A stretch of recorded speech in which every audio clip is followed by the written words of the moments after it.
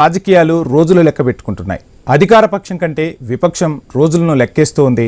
ఇక 3 ఏళ్లు చంద్రబాబును భరిస్తే చాలు అధికారంలోకి మనమే రాబోతున్నామంటూ జగన్ చేసిన వ్యాఖ్యలు ఒకవైపు అయితే 3 ఏళ్లలో చంద్రబాబుని మనం చెరిపేస్తున్నాం, చంద్రబాబుని తొలగిస్తున్నామంటూ చేసిన వ్యాఖ్యలు ఇక రకరకాల రాజకీయ విమర్శలకైతే దారితీస్తున్నాయి. ఒక రకంగా బాధ్యతాయుత గల అధికారపక్షమైన ప్రతిపక్షమైన ప్రజా సంక్షేమం కోసం పాటుపడాలి, ప్రజల కోసం పాటుపడాలి. కానీ ఈ సహనం నుంచే నేతల్లో ఆక్రోశం అయితే బయటకు వస్తోంది.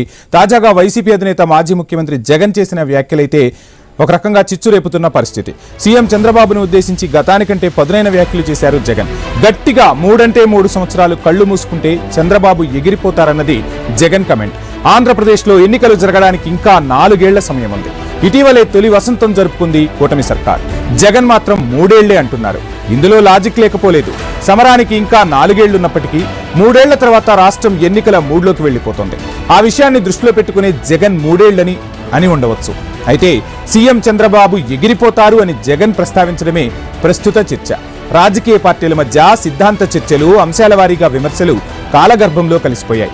ఇప్పుడంతా లేపేయడం, చంపేయడం, రప్పాడించడం ఇదే కనిపిస్తోంది. బాధ్యత గల పొలిటీషియన్లుగా ఇలాంటి వ్యాఖ్యలు చేయొచ్చా లేదా అనేది నేతల విజ్ఞతపైనే ఆధారపడి ఉంటుంది.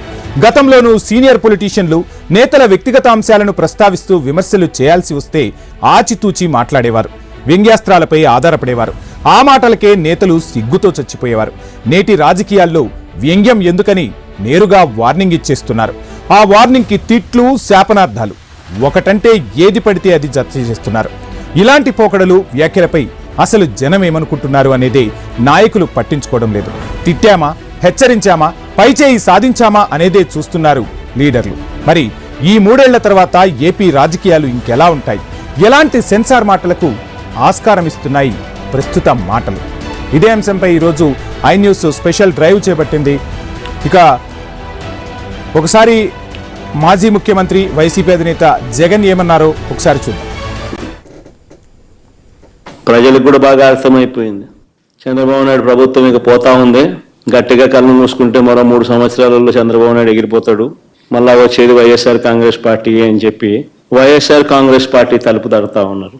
వైఎస్ఆర్ కాంగ్రెస్ పార్టీ అధ్యక్షుడి పైన అయినా సరే, మా పార్టీకి చెందిన గ్రామ స్థాయి నుంచి రాష్ట్ర స్థాయి వరకు ఉన్న నాయకుల పైన అయినా సరే తప్పుడు ఫిర్యాదులు, తప్పుడు సాక్ష్యాలతో కేసులు పెట్టడం ఇంకా పెడుతూనే ఉన్నారు. ఈ రోజు దెబ్బ తగిలిన ప్రతి ఒక్కడు రేపు పొద్దున ఇదే కొనసాగిస్తే మా ప్రభుత్వం అధికారంలోకి వచ్చిన తర్వాత చంద్రబాబు నాయుడు పరిస్థితి ఏమిటి, తెలుగుదేశం పార్టీ పరిస్థితి ఏమిటి? ఎల్లకాలం ఇవే రోజులు ఉండవు. ఈరోజు పైన మీరున్నారు, మళ్ళీ 4 ఏళ్లకు 3 ఏళ్లకు కిందికి మీరు వస్తారు, మేము పైకి పోతాం. తప్పుడు సాంప్రదాయంగా మానకపోతే ఎవరి చేతుల్లోనూ ఉండదు వ్యవస్థ. చాలా అంటే చాలా తప్పు చేస్తా ఉన్నాడు చంద్రబాబు నాయుడు. చంద్రబాబు ఇప్పుడైనా మేలుకో, తప్పు తెలుసుకో, తప్పుడు సాంప్రదాయాన్ని సరిదిద్దుకో. ప్రజలకు కూడా బాగా అర్థమైపోయింది.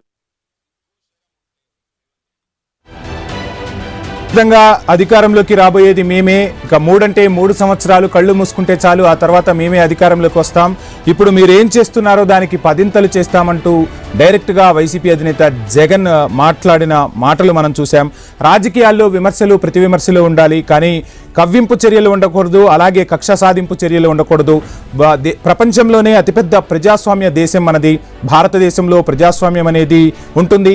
ప్రజలు ఓటుతోనే ఏ నాయకుడిని ఎన్నుకోవాలి అనే హక్కు ప్రజలకు ఉంటుంది.